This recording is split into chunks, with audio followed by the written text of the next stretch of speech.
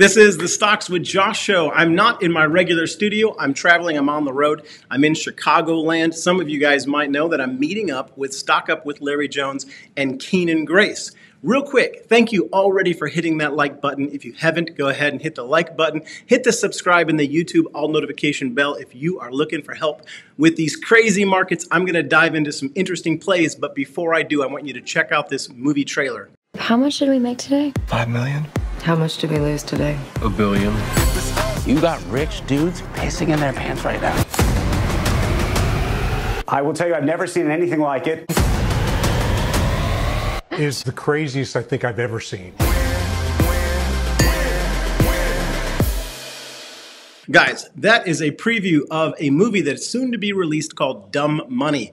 And for many who are trying to kick down the golden doors of Wall Street and get their hands on its treasures, hopefully it's a preview opportunity of what is available for all of us pursuing generational wealth in Wall Street. This Saturday, September 23rd in Chicago, between 2 and 6 p.m., I'm going to be doing a meet and greet with Stock Up with Larry Jones and Keenan Grace, and it's a movie premiere. We're going to be watching the Dumb Money movie together in Chicagoland. Now, I'm going to put the link to that in the top pinned comment of this video.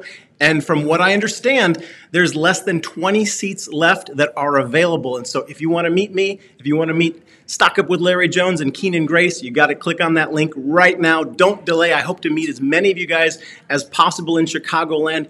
I'm going to be talking about stocks and cryptos and exactly where this market is going. These are unique opportunities to hear firsthand my perspective on this market. So click on that link, get your ticket, and come out this Saturday, September 23rd. All right, we obviously know that the markets are having an ugly day because of the Fed and what he said. And I'm going to keep it really simple for you guys. He was dovish in that he did not raise the rates yesterday, but the fact is he was a hawkish Fed in his dialogue. And there's very good reasons for him to be hawkish. One of them was a data report that we just got out about jobless claims. It fell to an 8-month low of 201,000 jobs, with businesses avoiding layoffs. And so here's what we've got. We've got a Fed who absolutely knows what everybody knows, what this jobs data report said. The economy's not weak. People are not trying to lay off employees. They're not trying to cut positions. They're trying to hire jobs. I shared that with you guys yesterday when I went into a deep dive on Amazon and some of the news stories. They were doubling their hiring. There are some companies, retail companies, that are intending to slow down during this holiday season, but there's a lot of other companies that are ramping up for growth in 2023 and 2024. Now, I'm not going to dive into Tesla today, but I am going to comment on it. The stock came back quite a bit. I'm going to dive into that tomorrow and give you guys some fresh perspective of where I think it's going. I might have time tonight to throw a chart in the Discord. If you're not part of the Patreon, there's a link for that in the top pinned comment as well. It's called the Stock Squad. It's where me, Stock Up with Larry Jones, Keenan Grace, and Stockmo are sharing what we're doing every single day in these markets. The reason why I bring up Tesla is because they're an example of a company that has nothing but a plan to grow their bottom line business in 2023. And one of the other companies that you guys know that I'm tracking that I think is doing nothing but growing is Amazon. I'm going to cover that today because I see a buying opportunity in the charts. I'm going to point it out to you guys exactly what I'm doing with my investments with Amazon. But if we go over to the heat map of the S&P 500, the bottom line, it is an apocalypse of red. I'm going to briefly go over the SPY with you guys today and one stock that's going up and one stock that's going down and what I'm doing with both of them. And basically, how am I trading this market crash? Well, if you guys heard me correctly, you know that's not correct. We didn't have a crash. We are barely in a correction, and I'm going to start off by taking you guys into the SPY to remind you of how little these markets have come back and what to expect with them. If you guys remember, on Monday and Tuesday, I told you going into Wednesday and Thursday and into the end of this week with the Fed speaking that we were going to be cautious. I even told you guys on Tuesday, I closed all of my call positions. And one of the last things I said is the only thing I've kept open is my put on the SPY. And I gave you guys the exact spot that I felt that the SPY would become profitable from an options put perspective, and that was 422. And if we go into the charts, we see that that is the price point in which it capitulated. It's fallen absolutely from that point. But remember, we're in an ascending wedge on the S&P 500, and we have yet to even come down 5.7%. In my last video in which I talked about the SPY, I said to you guys that we would come back and we would touch the bottom part of that wedge, and it would touch somewhere between 426 and 432. Well, here we got to, within just a couple days of me making that video, we've gotten to a local low very, very close to that. And I'm specifically looking to buy some calls on a possible bounce at the previous local low on the SPY of 433. Now, I don't know how long we will stay above 433, but it's worth taking a chance on the previous local low to see if the market creates a double bottom. I'll be watching it very carefully. If we break beneath and close beneath that price, I think we're going to come down to the bottom of this channel one way or the other, or at least move sideways until we touch one of these two lines. And it's very likely after that, once we hit that line, that we're going to go up and test the top of the range, and that a lot of our favorite stocks are going to remain in a bullish momentum move going up. The only thing that we have to be concerned about is if we break beneath my line, then we would see if it would backtest it, and if the selling pressure would increase, then we would know that the upward move is absolutely over. Personally, I don't see that right now. The markets are, like I said, they're relatively strong, barely down 6% so far in this correction.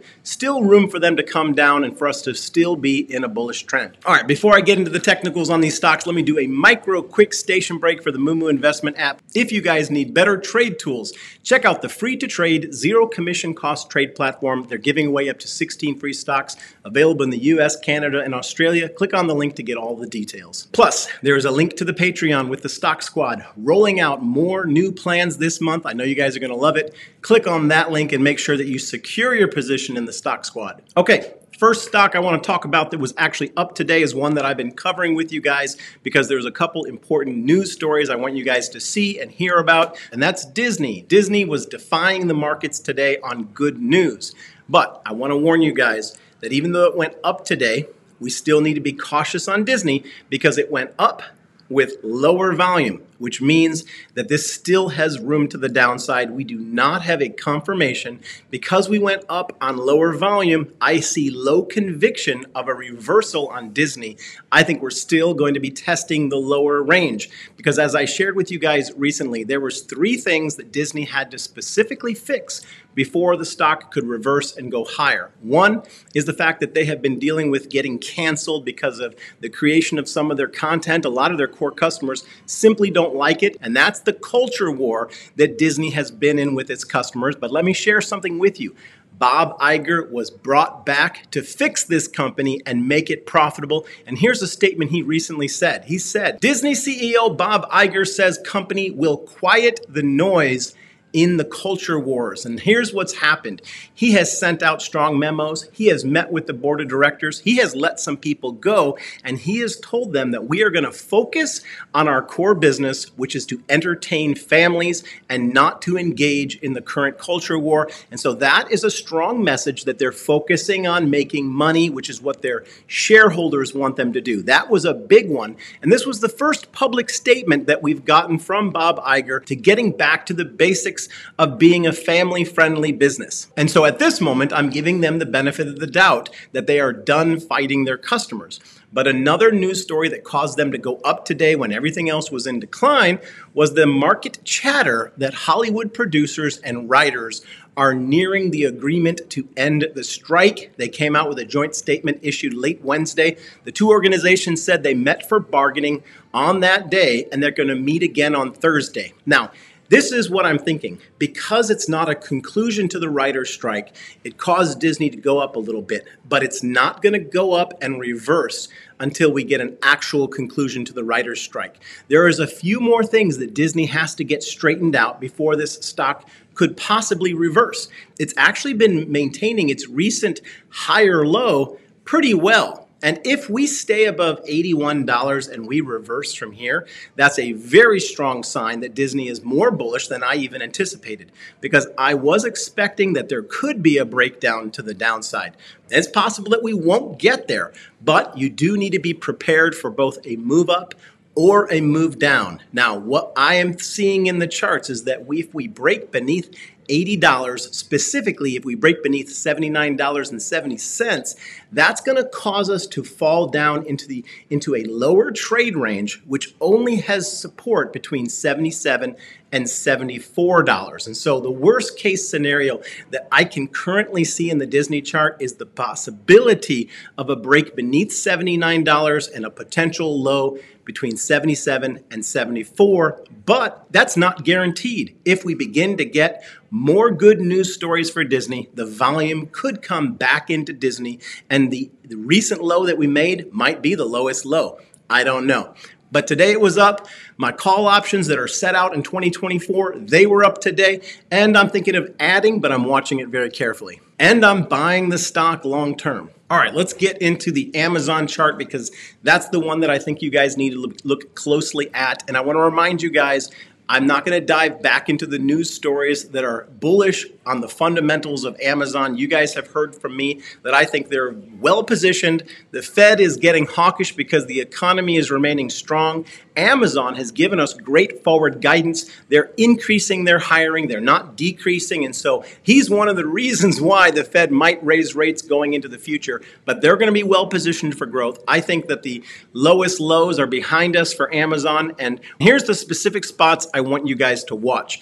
I'm buying calls tomorrow when this thing hits $129 because for me, I think it's very likely that we will bounce on that strong support of $129. And I think it's very likely that we'll get a V-shaped recovery. But this is what I'm doing with my money. If for some reason we don't get a bounce and the market macro events continue to pull the stock down and 129 does not hold, there is support beneath that at 124. I will have to react to that. But at the moment, I'm absolutely going to take a risk to get back into Amazon. But the one thing I'm going to be doing differently is I'm not going to be buying short-term calls this time. I'm going to be buying them a little bit further out, maybe 4 or 5 weeks out on Amazon. I'm going to give Amazon a little bit of time to move around.